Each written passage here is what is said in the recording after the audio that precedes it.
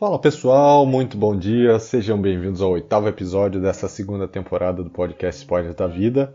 E a gente já falou de mudanças, de medo de trabalhar com pessoas melhores do que a gente, a síndrome de Procusto, e hoje nós vamos falar sobre um tema polêmico. E antes de falar desse tema, eu já adianto que não é um podcast político, e por mais que esse episódio seja ilustrado com base em um acontecimento recente, ele é muito mais abrangente do que isso. E hoje eu vou falar sobre o fato de nós sermos pessoas, e por mais que ao longo da vida a gente adquira papéis, títulos, cargos dentro das empresas e organizações, nós sempre continuaremos sendo pessoas, com sentimentos, passíveis às intempéries do dia a dia, com problemas pessoais e passando nesse momento pelo mesmo cenário de risco e de pandemia que todos estamos vendo. E antes de mais nada, esse episódio é a minha opinião, ok? Então cada um tem total direito de pensar diferente e eu respeito totalmente, assim como eu espero que vocês também respeitem a minha opinião. Vocês devem ter visto, recentemente, todo esse movimento de substituição do presidente da Petrobras, o Roberto Castelo Branco, e eu não vou entrar no mérito aqui se ele deveria ou não ser substituído, porque o objetivo desse episódio é outro. E eu vou contar aqui uma historinha para poder contextualizar, e eu vou usar o caso dele especificamente. Em 5 de fevereiro, ele teve uma reunião com o presidente e alguns ministros que tinham como objetivo explicar por que do reajuste do diesel. A gente teve um reajuste bem alto aí, e ele foi lá para tentar explicar. E ele chegou, estava usando a máscara, aquela máscara N95, para quem não sabe, é uma das máscaras consideradas mais efetivas contra o Covid, com óculos de proteção, e cumprimentou a todos de maneira formal, mas sem contato físico, né? Sem abraço, sem aperto de mão, ele simplesmente cumprimentou à distância. Ninguém do recinto seguia o protocolo de segurança ou usava máscara. Só o ministro Paulo Guedes que usava, mas ele também tirava na hora que ia falar. E mesmo que a gente entenda que é o direito de todos acreditar ou não na pandemia e se colocar em risco, também é direito do Castelo Branco não querer se colocar em risco. E até ali tudo bem, ele se preveniu, manteve a distância, seguiu todos os protocolos que uma pessoa de 73 anos como ele tem que se preocupar, até mesmo porque ele está dentro do cenário de grupo de risco.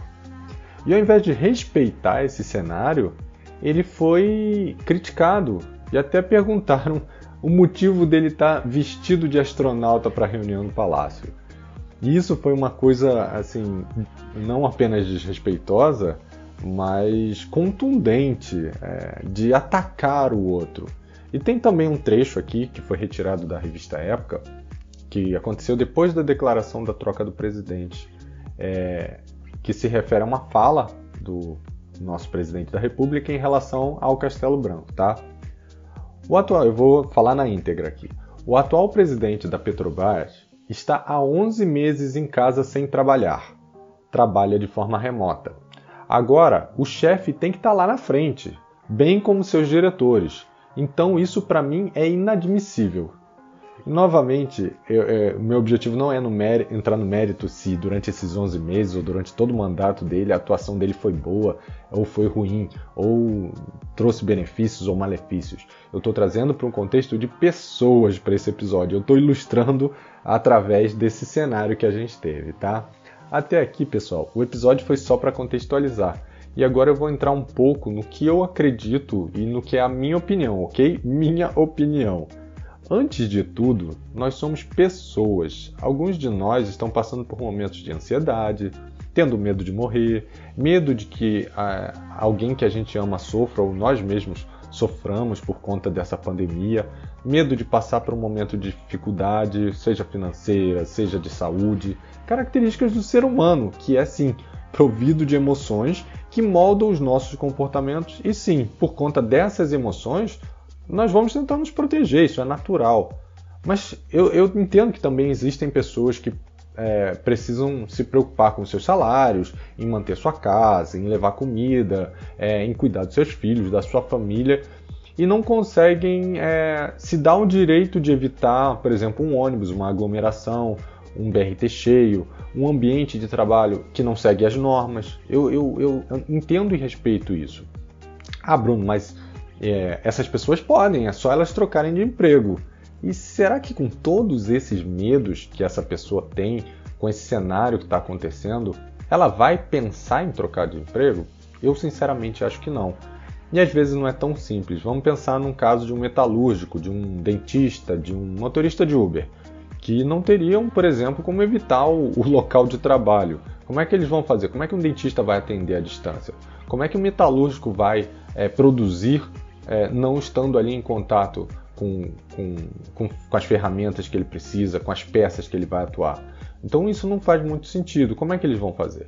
Então, no meu ponto de vista, o que cabe a cada um de nós, como sociedade, independente do que os órgãos públicos e privados possam fazer, é respeitar o próximo. Se você precisa estar em um ambiente com outras pessoas e você tem medo de pegar a Covid, use máscara, use face shield, use óculos de proteção, luvas, tudo que te fizer sentir seguro. Você tem esse direito. E se alguém que não segue o mesmo protocolo chegar perto, não se sinta envergonhado ou acuado. Isso é um direito seu.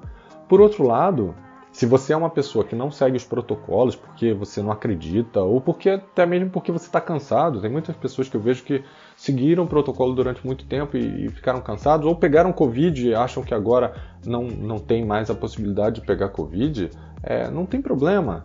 Lembre-se que você pode assumir o seu risco, mas não do outro. E que o outro pode ter crenças diferentes da sua. E tudo bem, a gente não tem que ser extremista nesse sentido. Eu escolhi estar em uma empresa que há um ano atrás ela passou a ser denominada Anywhere Office, ou seja, trabalha em qualquer lugar. Mas eu sei que não é a realidade de muitas empresas que às vezes têm um pensamento do tipo, o olho do dono é o que engorda o gado. Que precisa sim que as pessoas estejam ali todo dia com o gerente olhando ou com o coordenador olhando, sendo vistas trabalhar. E como eu disse, eu não acho que a gente pode ser cartesiano, ou eu sou a favor ou eu sou contra. Eu acho que a gente tem que respeitar, e se o limite do respeito chegar em algum momento, a gente precisa entender qual seria o mais impactado nesse cenário e tomar uma decisão. Por exemplo, se eu não acredito no vírus, mas tem alguém no meu ambiente que acredita, eu tenho que respeitar essa pessoa. Porque usar ou não equipamento, para mim, equipamento individual, não faz diferença. Mas para essa pessoa, faz uma diferença total. Então eu posso utilizar, quando eu for falar com ela, o mínimo que eu poderia fazer é manter um distanciamento, e quando eu for falar, se eu precisar falar, usar uma máscara, evitar qualquer tipo de contato. Isso não vai influenciar em nada a minha crença. Eu não vou passar a acreditar no vírus porque eu botei uma máscara. Eu não vou passar a mudar a minha crença porque eu usei uma máscara. Vou até fazer uma analogia aqui. Imagina que você não tenha religião, tá? Não estou nem dizendo que seja ateu, mas você não tem religião. Mas a sua esposa ela é cristã e ela gosta de ir à missa.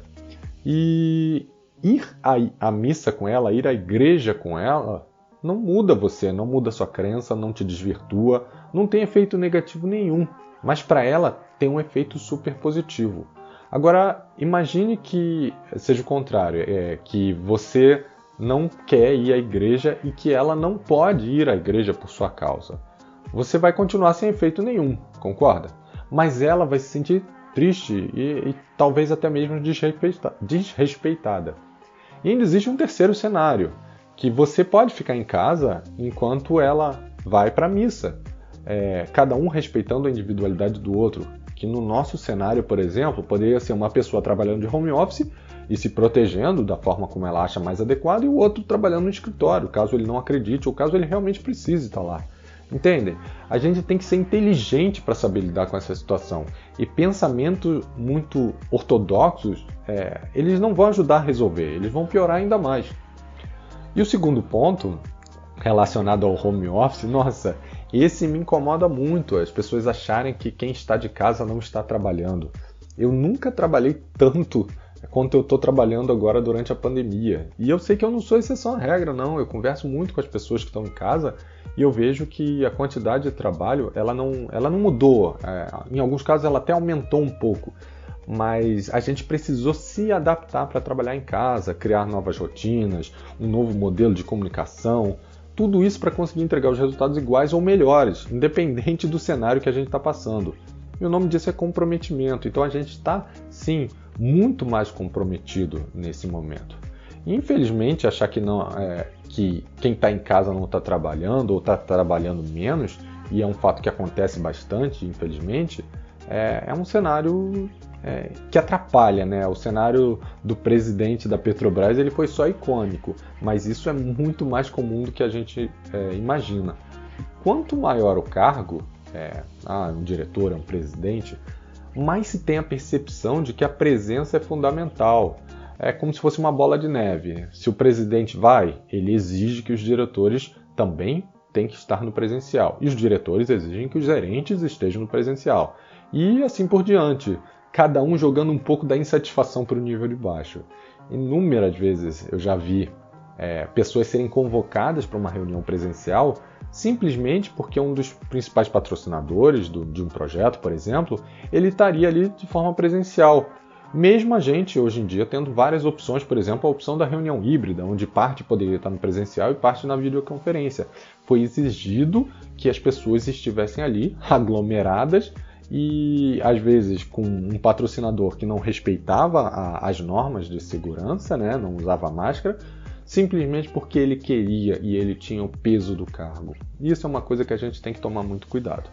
E esse é um outro pensamento retrógrado, né? Quanto dinheiro é jogado fora pelas empresas que em algum momento compraram ou alugaram em espaços enormes, né, áreas enormes, simplesmente para juntar as pessoas que nesse momento de pandemia se mostraram muito competentes no teletrabalho. Então é um dinheiro que poderia ser poupado. E vejam, eu não estou dizendo que a gente precisa voltar ao presencial e nem que a gente precisa ficar no teletrabalho. Eu entendo que esse momento ele é um momento excepcional.